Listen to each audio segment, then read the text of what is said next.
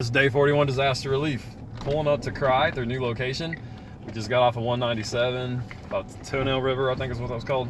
And we're about to pull into their headquarters here, their new location. There it is. So there it is. I'm gonna do an interview with them. And what they don't know is that we've got a little surprise. One of the reasons we normally post what we're taking down before we leave, just to let you know where your donations are going. We didn't do that this time, and the reason being is because Cody is bringing them a van that he's been working on fixing, and he let them know we were shopping for it, but he did it under the pretense of we're gonna help you find a good deal on this van.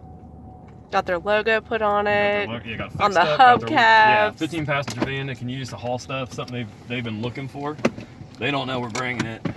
So we're gonna do an interview with them, and we're gonna talk about their new building, which we really are, but we really want to have them on camera when Cody gets here and pulls up with their van. So we'll stay tuned. We're gonna cut to the interview with them here in just a minute.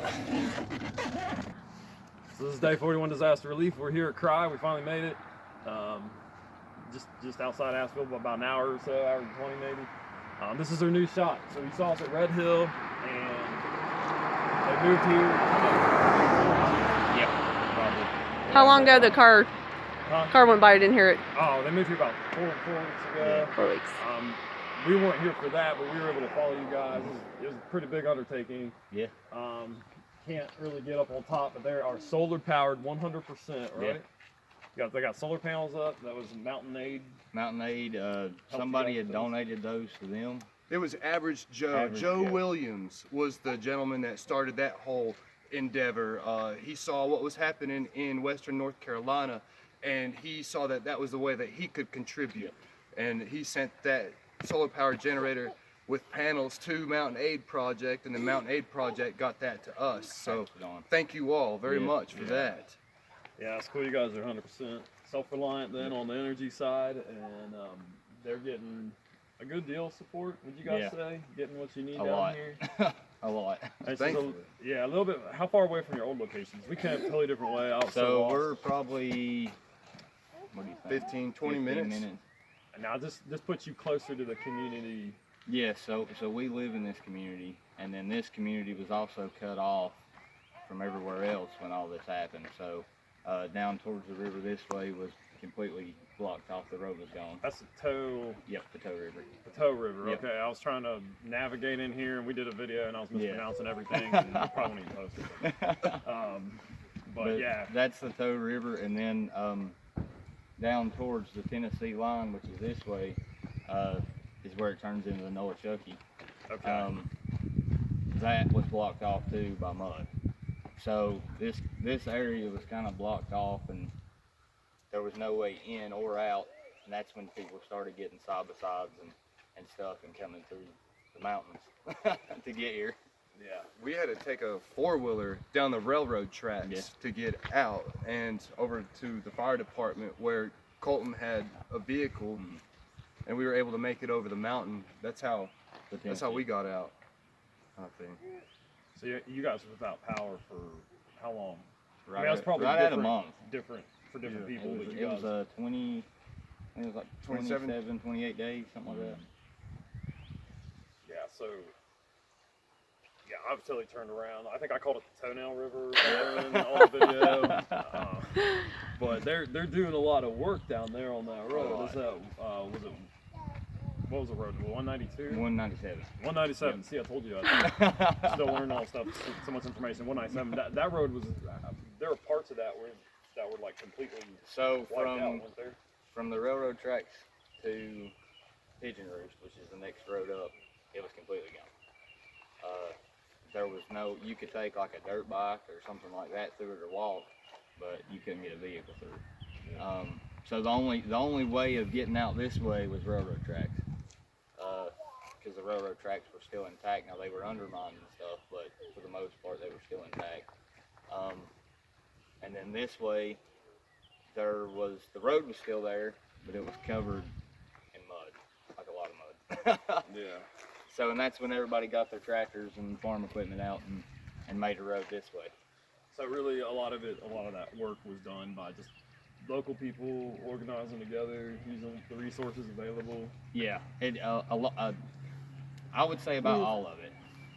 All of it was done by locals until now, and now you've got DOT and the state and stuff coming over. So yeah. But the initial, it was the community just coming together, everybody coming out of their hollers, cutting themselves out, and then finding the next people to help out, and then everybody ended up down at the river to start clearing through that, and it's still unreal seeing it today. Yeah. So how long was it before things got somewhat normal? I mean, you're still not back to what they were before. I don't know. I don't know if we could say. Even now, it's not really normal. Whoa! I love that.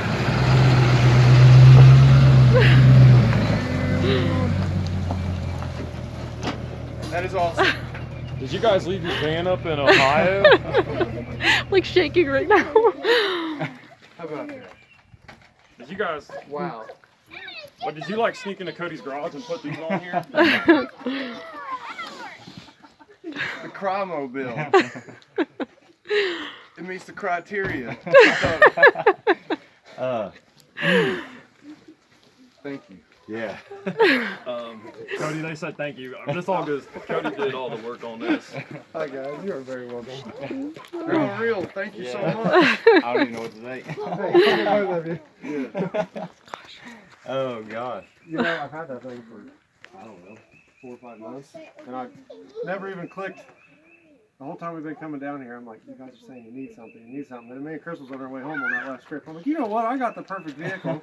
I just got to do a little bit to it. So I went ahead and did a few things to it. I put like 400 miles on it, making sure everything was good on it. It don't need, it's got a little rust here and there, but Man, it's a machine. it runs. It's a 15 passenger, so I've got all the seats under the tarp if you need them. I figure you can use them for benches in the shop right now, and then when you need to haul people, you can put them in. But this is completely stuffed full. There's plumbing, there's brass, there's plastic plumbing tees. I mean, there's all kinds of little things in there. There's like 4 different kinds of saws. There's some ladder jacks. There's some from about right here forward is tools and plumbing stuff, and then from here back is all supplies from the Hands of Christ. So That's crazy. Yeah, some other people have given. yeah, and then some other friends people's and supplies church too. family And at we've got Fayette we've got 2 skids of feed for you. I got 1 chicken feed and 1 all stock. You guys want it all. And then there's, I think, what, 5, maybe 6 a few tubs of other grocery items, a little bit of water and stuff. So, which is, from everybody back home. Thank you guys for your support. This is where it's going. That's right. You see the good work these guys are doing here.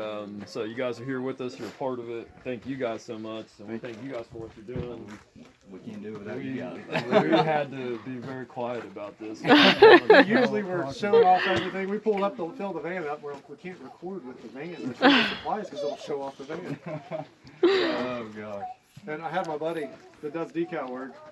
I got awesome. your center caps. That is so cool. Well, it was weird because Lizzie was like, I was like, what did they say? They'll be there around 12. Well, you talked longer than that. So what did they say? And she wouldn't tell me. I was like, it's whatever. But, Yeah, I couldn't call one of you two. I had to call her. well, the wild thing is Cody's car is in the shop in Irwin right now.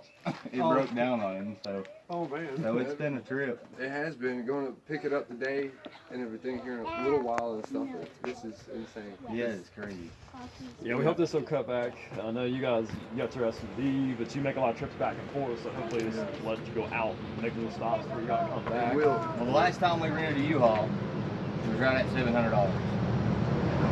We don't really have that. Yeah, right, exactly. So, So you can use this thing anytime. I mean, it's your guys' to have. so you got me daggone. I got the title in the truck. We'll just have to meet up somewhere and get it all switched over to you. So Wow. right now it's tagged insurance for me, so you can use it for the next couple of days or whatever until we get the tire works switched out. So yeah, we can get. I don't even know what. It's not perfect by no means, but It's it is. beautiful, man. It's gonna do everything you need it to do. It's not full drive. I didn't have a choice for that. So, and had some real goofy looking running boards on it, and I knew coming in and out of driveways it wouldn't work for you guys, so I took them off to make it where you can get in and out of places. And it's a one-ton, so you can haul as much as you want in the back of it. It is stuffed right now, and it's barely squatting. I mean, it's got a lot of weight. We got a ton of dog food in there. There's a lot in there. So, yeah, it's a one-ton van. Yeah, we Tetris this. We Yeah, had stuff, and then we're like, we got more stuff, so we shoved it back. Yeah, we had to put stuff in the Tetris nooks and everything. crannies, and kept filling it up. Got stuff in the front seats. Then you hauled it all the way from Ohio. Yeah. He All did. like right now, truck trailer load, I'm like 28,000. So I've got a whole 8 miles a gallon coming up here. Oh my gosh. That's crazy. I worked my poor truck. That is crazy. Your truck probably didn't even sweat. Your brakes did. Yeah, the trailer brakes are a little shot. So And coming up, they're down 23 from Irwin is a massive hill you go up. We're crossing North Carolina, and then you got to come back down the hill to get to Asheville. I think you had some. yeah, I had to stop at one of the rest stops, let it cool off for a little bit. But The after Great that, I was Smoky fine. Mountains in Yeah. more ways Yeah, than one. it's a little smoky. Cody's and his family working hard to provide for these, the Lord working through you guys, and the glory goes to God. But Hey, this is all of it. we're so stoked about being able to bring it to you guys. It was like a highlight of our trip, probably. Well, one of many highlights, One of really. many. But I mean, this will help out Tremendous. a whole lot. A whole lot. Tons. Can't even put it together right now. There's so much. And trailer too. Yeah, it's got a hitch on the back of it Hitch too. on the back of it too. So My gosh. you could do whatever you need to do with it. And that's a lot of supplies we can get out too. Right, to exactly. people as well. Yeah, there's plenty of stuff in here. There's a little bit, like I said, a little bit of everything. So we've got you hooked up on dog food, cat food. There's some bird feed up there that the Hands of Christ gave us. You're running low on And then we space. picked up the 2 scoops of all-star and chicken feed. yeah. And then, like I said, there's tools and plumbing, there's saws, and then you've got drinks, you've got tons of toiletry stuff. I mean, there's just a little bit of everything that for you guys. Everything. For everyone around here. So Yeah. Thank you guys all you for guys will get it providing. out to them. So We're gonna cut the video and get to work on loading, and we'll have some more updates for you. So thank y'all for watching. thank you guys. Thank you so much. Thank you. God bless. And then now you hit stop.